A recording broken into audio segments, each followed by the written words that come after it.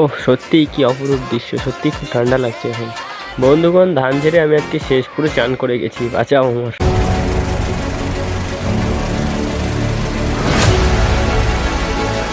তো নমস্কার বন্ধুগণ, কেমন আছো? আশা করি সকলে অনেক ভালো আছো।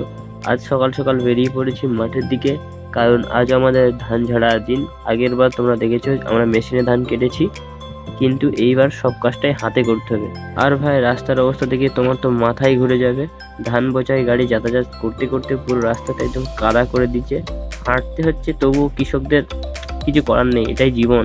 এখন চলছে ধান ঝাড়ার কাজ, আর আমি ঘেমে একদম ভিজে গেছি, কিন্তু এত কষ্টের পরও একটা আলাদা শান্তি আছে। তো অবশেষে ফাইনালি আমাদের ধান ঝাড়ার কাজ কমপ্লিট হলো, আর এখন আমি ফিরছি বাড়ির পথে। আর দেখো আমাদের এই গ্রামের অপরূপ সুন্দর পরিবেশ, সবুজ মাঠ, ঠান্ডা হাওয়া, সত্যিই মনটা একদম ফ্রেশ হয়ে যাবে। So guys, I hope you enjoying this vlog. Video ভালো না লাগলেও লাইক, শেয়ার, কমেন্ট করতে অবশ্যই ভুলবে না।